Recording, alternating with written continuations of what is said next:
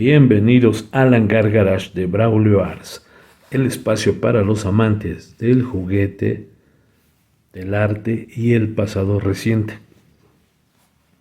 Hoy quiero tomar de pretexto que Ford celebra 100 años aquí en México. Esta compañía estadounidense se instaló aquí en 1925. Ahí en la zona de San Lázaro, aquí en la capital mexicana. Inició sus operaciones aquí como una ensambladora, ensamblaban modelos Ford T. Y el modelo que reemplazó al Ford T fue el modelo A, después empezó a fabricar ya el modelo A, ya por ahí de 1928 o 1929, creo que es en el 29, cuando ya se convierte en fábrica y no solo ensambladora. Y pues uno de los autos más emblemáticos de esta marca definitivamente es el Ford Mustang. Y aquí en México pues circularon muchísimos. Este automóvil aquí en México se presentó el 16 de noviembre de 1965. Pero este ya no fue fabricado en San Lázaro, allá había una nueva planta, ahí en la villa. Ahí se fabricó este automóvil. Y se dejó de producir y vender aquí en México por ahí de 1984, por aquel decreto de que no se podían importar motores V8, incluso fabricarlos. Creo que fabricarlos sí, porque de hecho todavía hubo modelos V8 aquí, ahí tenemos por ahí salieron algunos Cougar, aunque la mayoría eran V6, igual los Thunderbird. Ya saben, nada más los jefes traían puro V8, ¿eh? Lincoln y marquises estadounidenses. Ay, sí. De hecho, incluso el marquís en el 84 dejó de venderse aquí. Y entraron automóviles como el Topaz, el Taurus. Ya autos de 4 cilindros, 6 cilindros. Bueno, respecto al modelo que tenemos en pantalla, es un Ford Mustang 64 y medio, fabricado por la creo que ya desaparecida compañía Sunnyside. Esta compañía que creo que diseñaba en Hong Kong, pero pues fabricaba en China. Vamos a ver la base. Ahí está la S. Si ven una S como esa en algún producto, bueno, es un Sunnyside o Superior. Este tiene el número SS77 o 117711, hecho en China. Este ejemplar es de 1998. Es un bonito recuerdo que me dejó mi mamá. Ella me lo compró, me lo regaló. Y bueno, pues lo tengo en bastante buen estado todavía. De hecho, este modelito todavía se siguió fabricando durante muchos años. Todavía entrado los años 2000.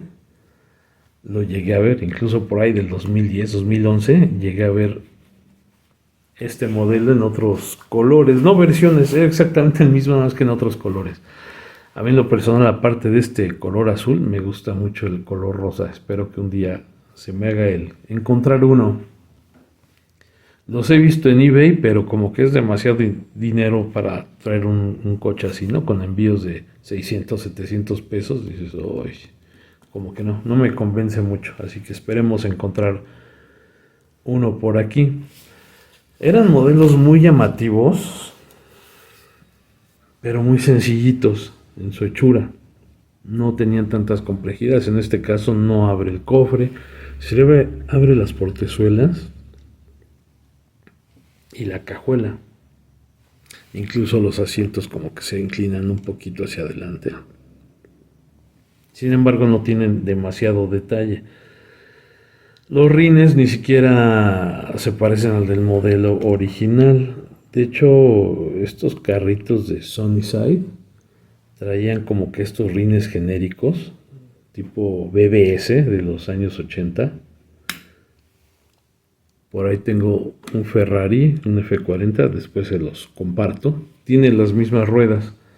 Y he visto incluso Corvettes, la primera generación que hacía esta marca, pero con esos rines. Creo que el único que no he visto con ese mismo tipo de rines es un Mercedes-Benz, un 500 SL, que se aproximan más al modelo original. Pero casi todos los modelos de finales de los años 90, bueno, diseñados en aquella época, traían este tipo de rin. Es más, había algunos modelos un poquito de antes. La primera vez que vi este tipo de escala 1.24 en Sunnyside fue por ahí del 92, 93. Un Lamborghini Diablo. Y traía este tipo de rin. Por ahí llegué a ver alguno que ya traía un rin original, mejor dicho, parecido al del original.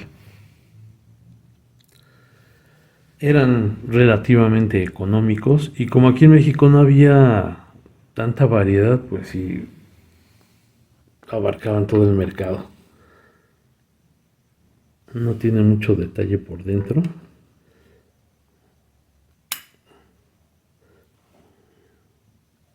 Por ahí tiene un detallito de pintura. Esos rayoncitos venían de fábrica.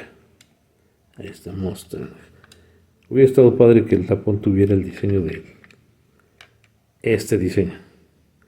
Bueno, estas son tampografías. Ahí está, 64,5. Que de hecho lo de 64,5 pues es un nombre que se lo pusieron los entusiastas, porque tengo entendido que nunca se facturó un coche con el año 64, 1964,5.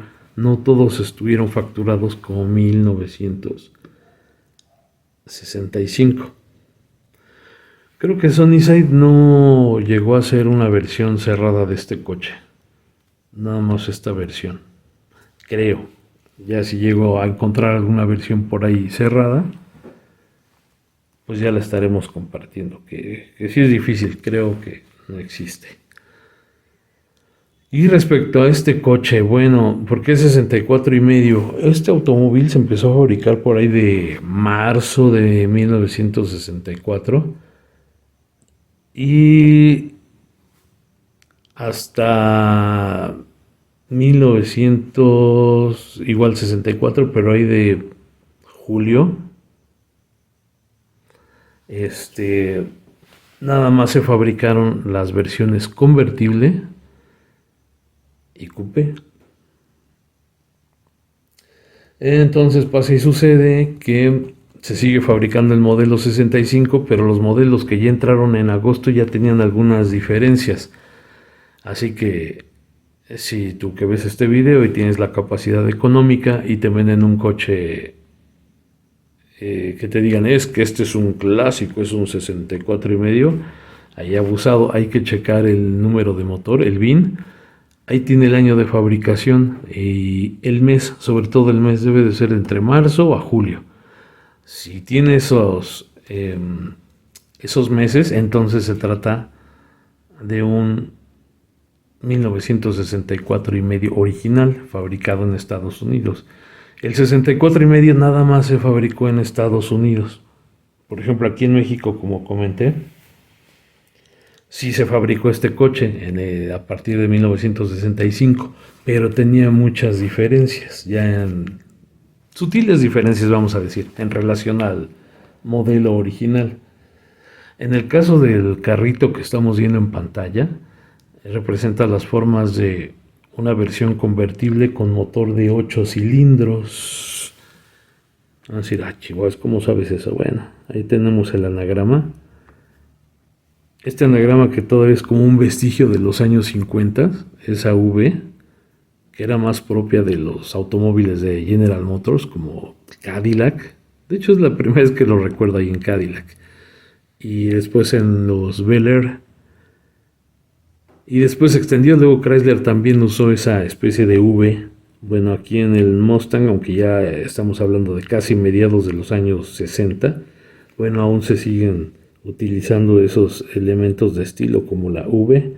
Ahí tenemos el 289 que hace referencia al motor V8 289 con 271 caballos de fuerza o 4.7 litros. Las versiones un poquito más básicas traían un motor en línea de 6 cilindros, puesto que este automóvil está basado en el Ford Falcon de segunda generación. Así que si alguien de ustedes es un poco clavado con el tema y encuentra cierto parecido entre aquellos viejos Falcon y el Mustang, pues es que eran parientes. Si lo queremos ver así, como que el Mustang era la versión deportiva del Falcon, que era un vehículo más elegante, más familiar.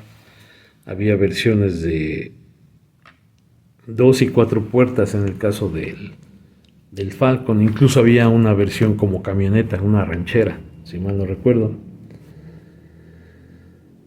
Este automóvil específicamente sí es considerado clásico, ya que fue un parteaguas en la industria. De hecho, el primer día hubo una orden de 22,000 unidades y Ford no se lo esperaba. De hecho, a lo largo del resto del año, pues creo que se vendieron alrededor de 400,000 unidades.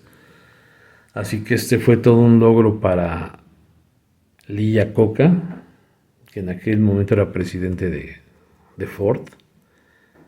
Ya quisiéramos un Lee Iacocca en este momento al frente de Stellantis.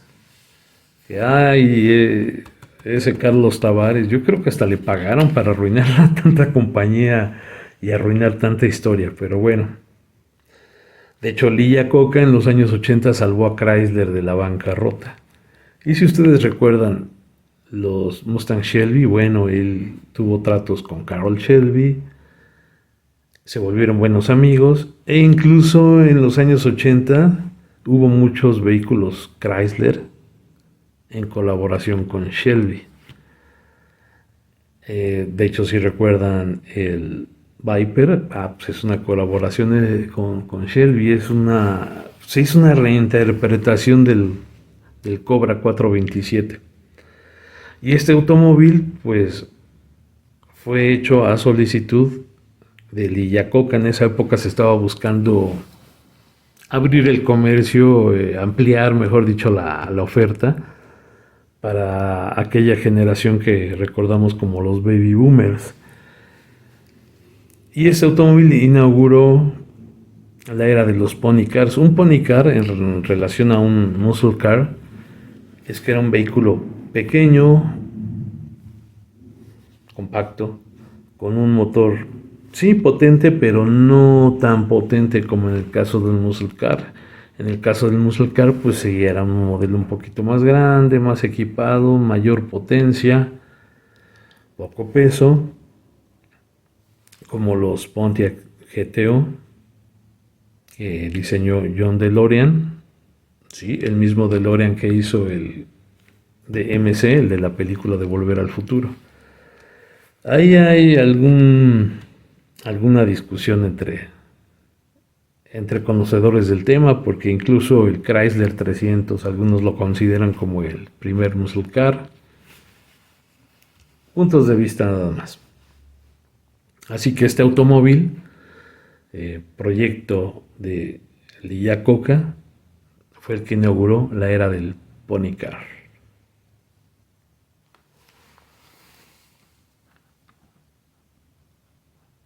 Y bueno, aquí los voy dejando con esta imagen de este pequeño automóvil, que no es difícil de encontrar, ni siquiera todavía califica como vintage. Pero es una bonita pieza y todavía se pueden encontrar algunos en un relativo buen estado. Este se conserva bien, desde nuevo fue mío, los detallitos que tiene pues ya venían desde nuevo, ya que no los metían en un buen embalaje, a veces venían en unas cajitas con 6 piezas. Así que pues aquí en México los traían los ambulantes y en el andar y llevar y traer de la mercancía pues terminaban un poco golpeados. Y bueno, pues por aquí dejamos el video. Espero que sea de su agrado lo que vamos compartiendo. Y pues nos vemos en el siguiente video. Yo creo que para el siguiente video vamos a seguir tomando de pretexto a Ford. Es más, vamos a seguirnos con Mustangs. Creo que toda la gente ama los Mustangs. A mí me encantan. En lo personal creo que es un coche sobrevalorado. De repente hay mucha gente que tiene sus cascarones en la vida real y te dicen, no, te lo venden en 60, 70 mil pesos, es que es vintage, es clásico, carnal. Y pues no, ¿cuál clásico? Aquí quizá me voy a echar de enemigo a medio mundo. Pero el único clásico de aquella primera época podríamos considerar al 64 y medio, convertible y coupé. En el caso del fastback, como el Shelby 305, el GT 350, aunque el Shelby también, salió en el 65, bueno, creo que el primer fastback fue ya directamente en el año 65, el GT 350. Ese primer fastback se puede considerar clásico. La idea de que un auto sea considerado como clásico, ¿no? Es que sea un parteaguas, tanto en ventas, en diseño, o que el dueño haya sido una personalidad. Por ejemplo, varios Shelbys sí son clásicos. Los Mustangs que acabo de mencionar son clásicos. Los demás se pueden considerar antiguos, no por eso se demerita su importancia. Es como en el caso de los coches de Chevrolet. El Bel Air 57 es un clásico. Ya los demás, el auto antiguo, por ejemplo. Ya de los superclásicos de alta gama, Bugatti Royal, el Atlantic, el Ahei, Hispano-Suiza, esos son verdaderos clásicos. Los demás, antiguos. Pero insisto, no por eso se demerita el valor del automóvil. Simplemente puntos de vista. Ahora sí, dejamos el video por el momento. Cuídense mucho y nos vemos en el siguiente video con más Mustangs.